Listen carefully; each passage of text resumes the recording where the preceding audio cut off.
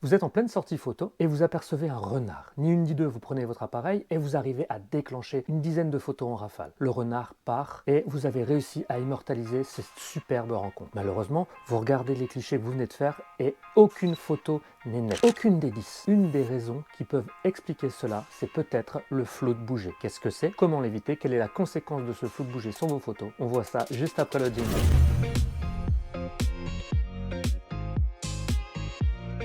Alors vous inquiétez pas, c'est arrivé à plein de monde, dont moi, des dizaines de fois. C'est pour ça que j'avais envie de vous expliquer un petit peu dans cette vidéo ce sujet. Bonjour à toutes et à tous, je m'appelle Nico la Faune, je suis photographe animalier. Si vous découvrez ma chaîne dans cette vidéo, sachez qu'ici on parle pistage, photographie animalière, défense des animaux et de la biodiversité. Donc si tout ça vous plaît, n'hésitez pas à vous abonner, on a encore plein d'animaux à aller observer. Alors on va commencer par la base, qu'est-ce qu'un flou de bouger?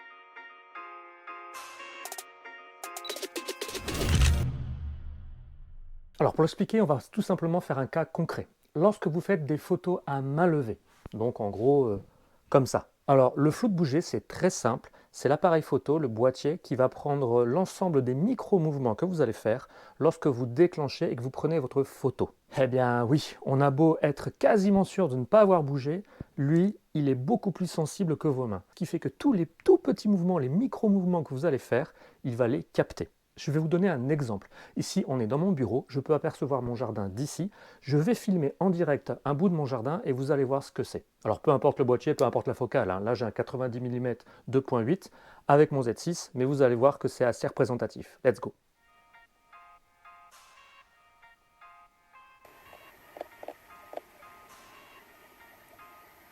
Vous avez vu? J'ai beau me concentrer un maximum, me concentrer sur mes mouvements et essayer de ne pas bouger.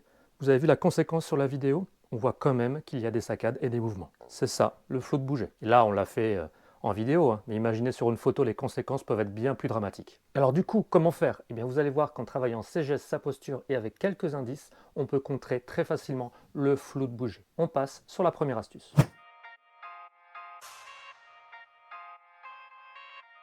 Alors vous allez voir que la première astuce, eh bien, elle est un peu tirée par les cheveux, un peu simpliste, mais je préfère quand même la mettre dans cette liste. C'est tout simplement vous concentrer lorsque vous allez déclencher. Ouais, je sais, c'est un peu idiot, mais c'est uniquement lorsque vous allez appuyer sur ce bouton. Alors en gros, si je grossis la chose, vous allez faire votre focus, vous allez déclencher, et lorsque vous allez appuyer, on est d'accord que je grossis les traits, vous allez accidentellement appuyer sur votre boîtier. Et donc ces mouvements peuvent être tout simplement enregistrés par l'appareil et créer votre flou de bouger. Alors, bah oui, on est d'accord qu'on est obligé d'appuyer sur le bouton. Ok. Alors essayez de ne pas appuyer comme un gros sauvage, mais de faire ça avec tact. La plupart du temps maintenant, les appareils sont de plus en plus sensibles, donc il n'est pas obligé d'appuyer comme un gros bourrin sur le bouton, l'effleurer légèrement suffit. La deuxième astuce que je vais pouvoir vous donner, c'est de ne pas respirer.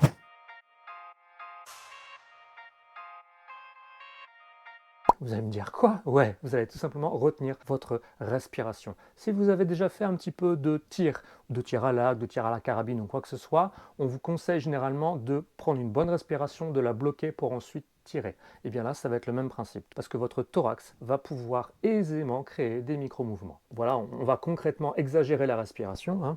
Donc imaginez que vous prenez votre photo et vous respirez. On voit bien en fait qu'on a ce mouvement parasite qui fait qu'on va pouvoir faire du haut-bas ou gauche-droite malheureusement. Et donc la petite astuce est très simple. C'est un coup à prendre, hein. Au début c'est pas naturel, il faut que ça soit un peu robotique. Lorsque vous allez shooter, vous allez simplement prendre une bonne respiration et vous bloquez. Et là vous voyez que votre corps est quasiment immobile. Ça peut vraiment freiner les flux de bouger. La troisième solution, elle est extrêmement simple, c'est purement matériel. Ça va être d'activer votre stabilisateur.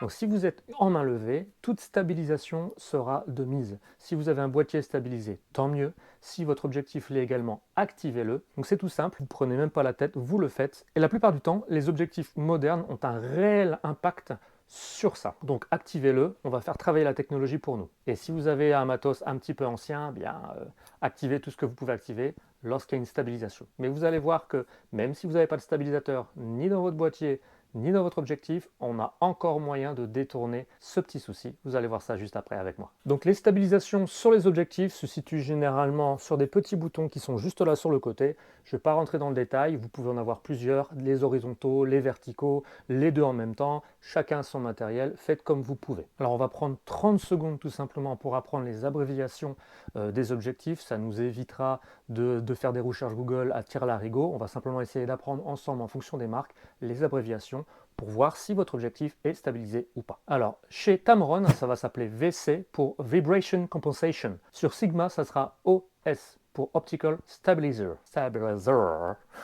Chez Nikon, c'est VR pour Vibration Reduction. Et chez Canon, c'est IS pour Image Stabilizer. Faut pas l'apprendre par cœur, mais au moins vous êtes au courant et vous savez enfin ce que ces petites lettres sur vos objectifs veulent dire. Alors, avant de passer à la solution bien évidemment du trépied, mais là je vous ferai pas l'offense d'en parler, on est d'accord qu'un trépied va la plupart du temps faire l'affaire. On va toujours parler ici d'une utilisation sans trépied, sans monopode, à main levée. Une des autres solutions va tout simplement de bien positionner ses bras par rapport à son corps.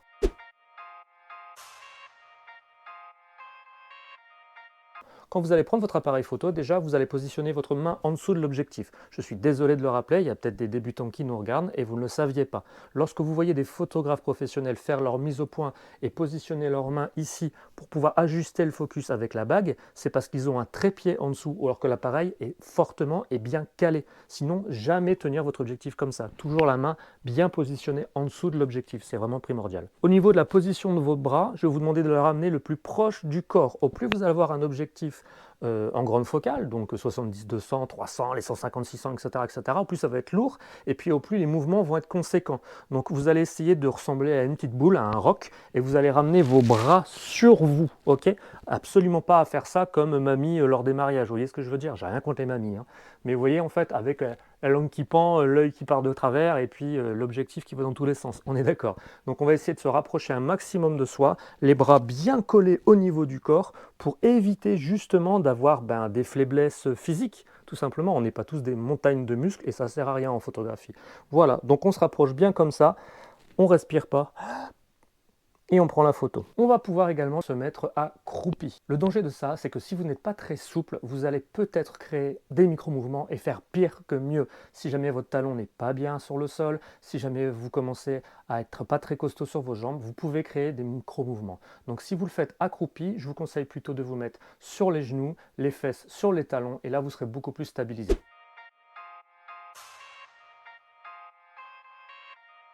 Vous connaissez mon astuce favorite d'utiliser les éléments du décor pour se stabiliser. Utilisez un poteau, une branche, un caillou, un support bien stable avec vos coudes dessus ou l'objectif posé dessus et là ça fait une excellente stabilisation. Vous voyez qu'il y a quand même pas mal de moyens sans avoir le meilleur des matos.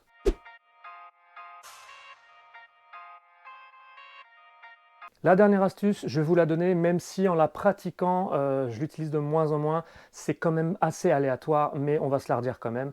Utilisez une vitesse d'obturation qui est égale à votre focale. C'est-à-dire que si vous tirez avec un 200 mm, ne pas être en dessous de 1 200e. Vous tirez avec un 500 mm, ne pas être en dessous de 1 500e. C'est vrai que ça marche pour la plupart des cas, mais il y a certaines possibilités où ça ne marche pas du tout et ça ne vous évite pas les flous de bouger. Je ne vais pas rentrer dans les détails ici, la vidéo serait trop longue. Donc je la dis quand même dans les astuces, mais je mets vraiment des guillemets à ne pas utiliser systématiquement comme une vérité absolue. Donc voilà, ce que je voulais dire sur cette astuce, c'est qu'il n'y a aucune garantie que ça fonctionne à chaque fois. Donc attention.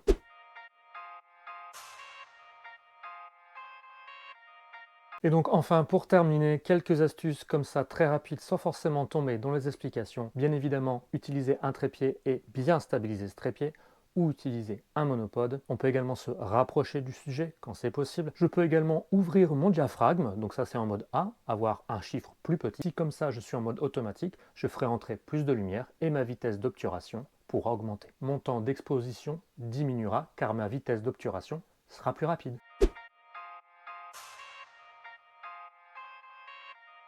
Comme d'habitude, ce fut un véritable plaisir de vous donner ces astuces que d'autres confrères m'ont donné quand moi j'ai débuté. Et là, c'est à mon tour de vous donner ces informations. Je suis sûr et certain que vous avez également d'autres astuces pour vous éviter les flous de bouger. N'hésitez pas à les mettre dans les commentaires pour faire progresser tout le monde. La nature vous remercie. Je vous dis à très bientôt. Ciao!